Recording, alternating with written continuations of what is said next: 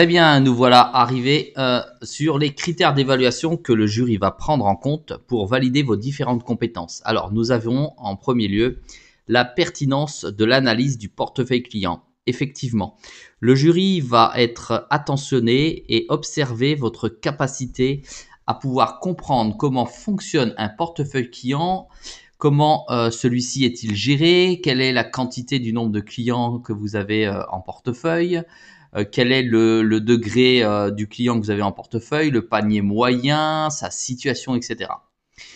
Deuxième élément, la qualification pertinente des prospects. Le jury va mesurer votre capacité à pouvoir comprendre quels sont les prospects que vous avez en portefeuille également et quelles sont également leurs typologies. Ça, c'est extrêmement important. Ensuite, la cohérence entre le ciblage et la démarche de prospection. Dans la première partie, effectivement, le jury va observer votre stratégie de prospection par rapport au ciblage que vous avez effectué. En d'autres termes, si la typologie de vos clients ressemble à un triangle et que vous prospectez avec une stratégie qui n'atteint que des carrés, cela ne peut pas fonctionner. Quatrième point, l'efficacité des choix opérés. Nous allons donc mesurer le résultat de votre prospection, le résultat obtenu suite aux activités que vous avez réalisées. Ensuite, l'activation pertinente des réseaux professionnels. Là, nous allons observer comment vous avez agi avec le contexte ou l'environnement externe de l'entreprise, c'est-à-dire votre réseau professionnel, comment vous vous êtes appuyé dessus pour atteindre vos objectifs, puis en sortir des résultats. Autre point, la maîtrise de la relation interpersonnelle. Là, il s'agit d'observer pour le jury votre capacité à pouvoir communiquer avec les autres et avec vous-même dans le cadre d'une relation de négociation commerciale. Ensuite, l'efficacité de la négociation commerciale. Pendant les 20 minutes de la négociation, nous allons observer votre profil. Est-il concrètement commercial et a-t-il une efficacité à convaincre l'autre? Autre critère d'évaluation. Nous avons la pertinence de la solution proposée. Dans le cadre de votre négociation commerciale, nous allons observer la solution que vous allez apporter à la problématique du client. Et si celle-ci est pertinente, par exemple innovante, nous appuierons plus favorablement sur cette compétence. Ensuite, la personnalisation de la relation client. On va observer pendant votre négociation si vous arrivez à faire preuve d'empathie et surtout, d'accord, dans le fait de vous mettre à la place de client, surtout pouvoir faire en sorte que vous ne soyez pas un robot qui édictait des arguments, qui répondait comme une machine à des objections.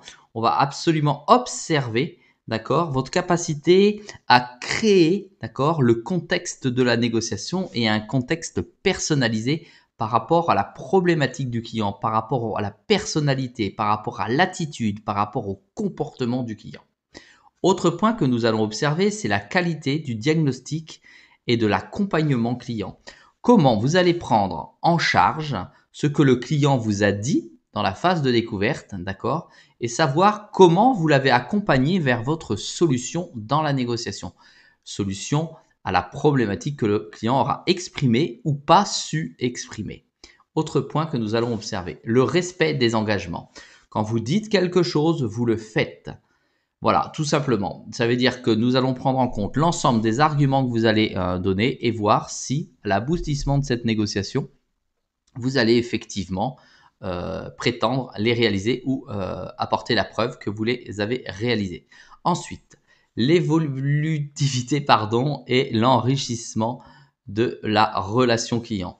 Nous allons mesurer pour cette partie, puisqu'il s'agit plus de la dernière partie de la fiche, mesurer quel chemin le client a-t-il parcouru, d'accord, et quels sont les apports que vous lui avez procurés. Ensuite, la pertinence du choix de l'événement commercial. Vous avez le choix entre deux fiches. Je vous rappelle, la négociation-vente ou l'animation d'un événement commercial. Et bien là, nous allons mesurer, si c'est l'événement commercial, la pertinence de cette activité ou de cette attractivité commerciale sur le terrain. Ensuite, nous allons mesurer également l'efficacité de l'organisation au regard des contraintes logistiques, financières et commerciales. Nous allons également mesurer la qualité et l'efficacité de votre animation en qualité de manager. Nous allons également mesurer la précision du bilan quantitatif et qualitatif de l'événement commercial. Ça, c'est dans la partie résultats suite aux objectifs exprimés. Ensuite, nous allons également valider la rigueur dans le suivi du contrat et des objectifs d'affaires, la pertinence et la qualité des informations, etc. Je vous laisse lire. Je vous montre concrètement, voilà, à partir de là, voilà, ce ne sont que des critères de validation de capacité ou de compétence que le jury émettra sur la fiche événement, animation d'un événement commercial.